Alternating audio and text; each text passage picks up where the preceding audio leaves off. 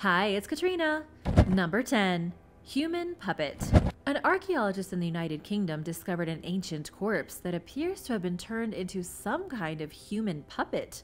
The discovery came out of the southwest of England, dug out of a turnip field of all places. It was excavated by archaeologist and farmer Dr. Martin Green. Martin happens to own a lot of property and has quite an obsession with archaeology, so he actually excavates his own fields in hopes of finding amazing stuff. I think we need to meet. The amazing thing is that he's almost never disappointed. He even has his own private museum filled with things that he's found buried on his farm, like skeletons, ancient cows, pieces of prehistoric tools, and much more. It was in 2009 when he uncovered the eerie human remains from thousands of years ago buried in his turnip field. They were the ancient bones of a teenage female, and upon inspection, Martin noticed her bones had drill holes in them, likely made from either a razor or some kind of sharp flint tool. The holes appeared to have been used as a method to prevent the girl's body from deteriorating after death.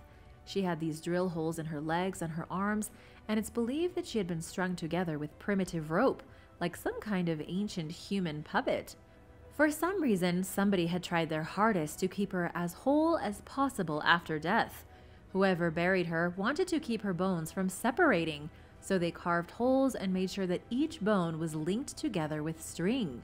The truly bizarre thing about this discovery is that nobody knows why this would have been done, as we still have a very limited understanding of what people believed in 3,000 years ago. Number 9. Smoked corpses. In Papua New Guinea, you can find mummies that are far more terrifying than anything hiding in an Egyptian tomb. The Anga tribe, ancient people who live in the Aseki region of the country, are notorious for smoking their dead to create the grisliest mummies you would never want to see in your life. These people don't even wrap their dead in bandages or bury them. When a person dies, they are left fully to the elements, perched above a cliff to overlook the village where they originally lived. To us in the Western world, it might seem extremely creepy, but keep in mind that even the ancient Greeks would sometimes leave their dead on mountaintops to return to the elements. The mummification process starts with the removal of moisture from the corpse. Water is the main cause of decomposition, so those bodies need to be dried out completely like raisins. To do this as quickly and easily as possible, the Anga heat the remains over a fire. The body is cut open at the knees and the elbows and other joints, bamboo poles are stuffed into the slits, and then the insides are removed. There have been rumors that the leftover fluid from the bodies is used as a cooking oil, though this is complete hearsay and can't be proven. It is most likely a much more spiritual process like that of the Egyptians, who would remove all the internal organs and keep them in containers. Today, the mummies can still be seen overlooking the villages. They were first discovered by foreigners in 1907, when the British explorer Charles Higginson visited the area. But the practice came to an end in 1949, when missionaries finally settled in the region and convinced the tribespeople to discontinue their unusual mummification practices and convert to Christianity. Number 8. Gruesome golden mask. A creepy golden mask from over 1,000 years ago is hiding a gruesome secret.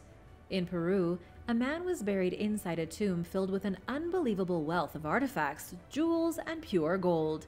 He was flipped upside down, his head was separated from his body, and a metal mask was placed over his face.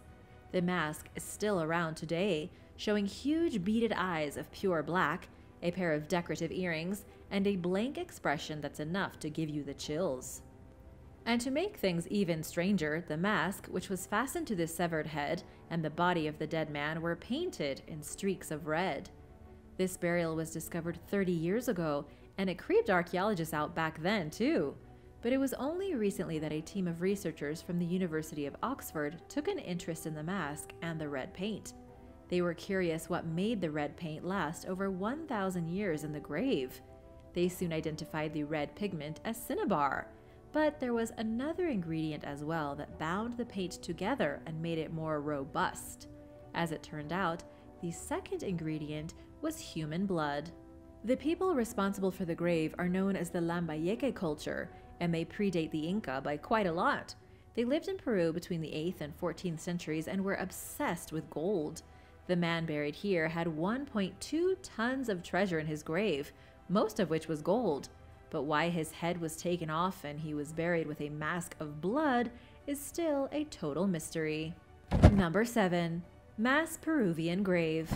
Speaking of terrifying discoveries in Peru, here's another one, this time from the Chan Chan Archaeological Zone.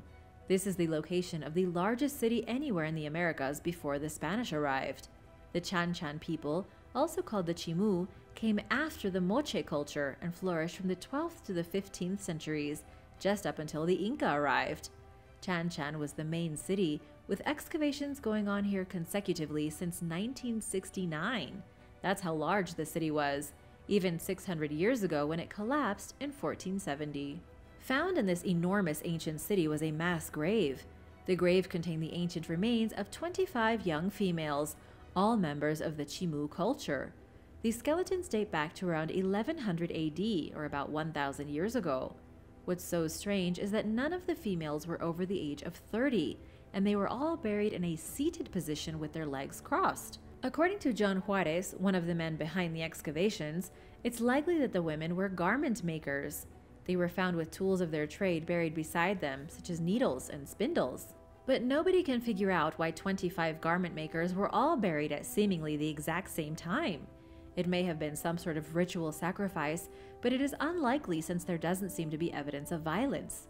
Juarez and his team say that they could have been brought to one gravesite from different graves as some kind of bizarre attempt to keep all the seamstresses buried in the same place. Number 6. A terrifying delicacy. Archaeologists have uncovered proof of a terrifying delicacy that was enjoyed in the medieval days of Europe. The delicacy is a creature called the lamprey, one of the most primitive types of jawless fish in the world. Based on fossil evidence, lampreys have been alive for over 360 million years in one form or another. They can be found pretty much everywhere in the world where it's temperate, living in coastal and even fresh waters. Archaeozoologist Alan Pipe says that lampreys were a popular delicacy in medieval Britain, specifically for nobility, but they were also eaten as far as Spain and Finland, always by the richest members of society. One of the most bizarre stories is that Henry I of England had such a hunger for lamprey meat that his doctor labeled his cause of death as eating too many of these feisty creatures. And if you don't believe it, as recently as 1953, at the coronation of Queen Elizabeth II, lamprey pie was actually baked and served as well. The actual teeth of a lamprey were discovered during excavations near Mansion House Station in London. Only the teeth were found because these animals don't have any bones or jaws, so they don't leave much of themselves behind. But it was enough to show direct evidence that Londoners love to eat these creepy critters. Would you ever eat one of these unusual sea creatures enjoyed by medieval nobles? Let me know in the comments below, and don't forget to subscribe if you haven't already. We've got lots more videos like this coming up. And I wanted to give a big shout out to Nancy Macchio and Poki Novakovic. Thanks so much for watching and supporting Origins Explained. Number 5. The Skeletons of Herculaneum. Archaeologists have discovered over 300 skeletons at the city of Herculaneum near ancient Pompeii. These skeletons once belonged to people who were alive in the year 79 AD, the year Mount Vesuvius erupted and decimated the city. But Pompeii was not the only place that got destroyed. The Roman city of Herculaneum was also devastated. It's just not nearly as famous as its sister city. To understand the difference between these cities a bit better, Herculaneum was much closer to the crater. Whereas Pompeii was buried under about 12 feet of volcanic ash, Herculaneum was buried under 69 feet of ash and other material. Most of that material turned into solid rock, which has made studying the second city a lot more challenging. As for the 300 skeletons, they were found on what used to be a beach. They appear to have been trying to flee the catastrophic eruption when they were killed by a sudden surge of boiling material spewed out of the volcano. Archaeologists described it as a scene of horror.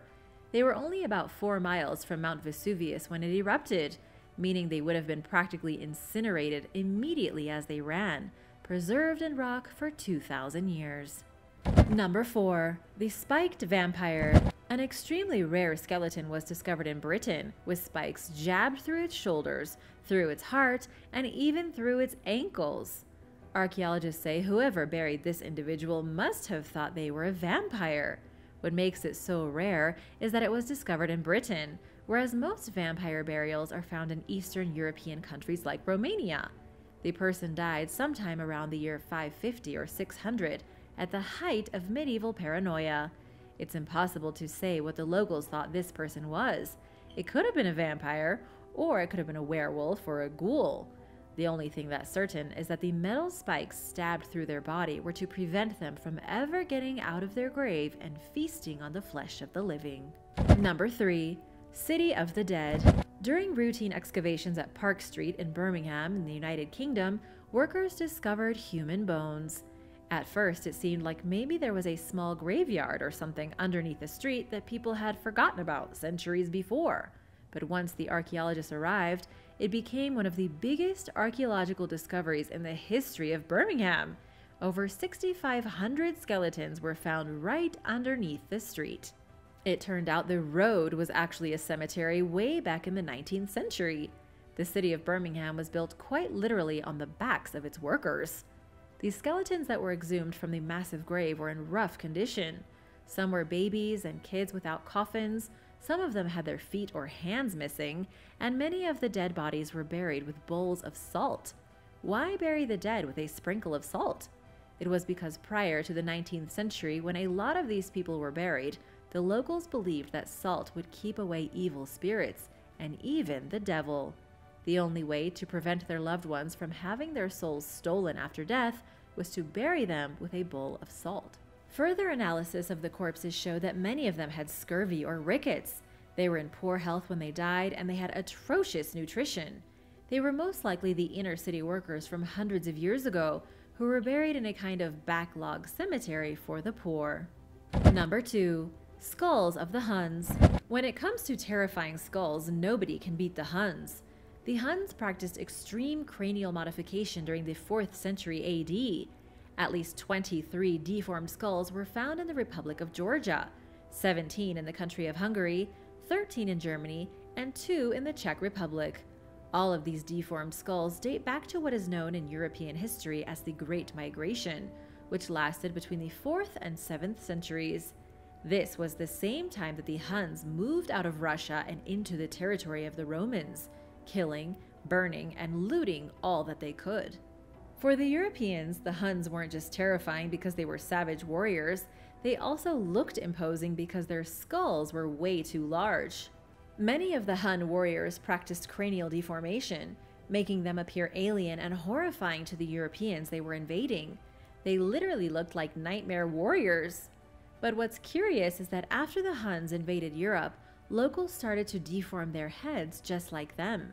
This is despite the fact that cranial deformation had fallen out of style with the rise of the Roman Empire.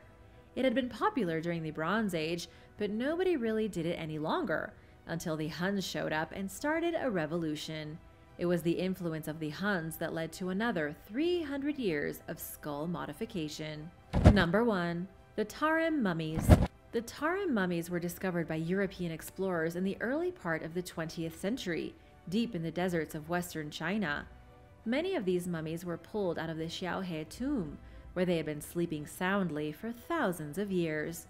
The remains of the people buried became mummified because of the natural dryness of the desert. What was once a lush riverbank 4,000 years ago is now a desert of sand. The only thing still surviving in that brutal wilderness are the tall, upright poles jammed into the earth to mark the burials. These poles have survived the test of time, showing exactly where archaeologists needed to dig. In total, the cemetery had about 300 bodies in it, but unfortunately, it had been pillaged by grave robbers a very long time ago. People were originally buried here in the Bronze Age, around 3,000 years before today. They left a pretty big window for all the important relics to be taken out of the grave by looters. All that the thieves left behind were the shockingly ugly and frightfully dry faces of 300 prehistoric dead people.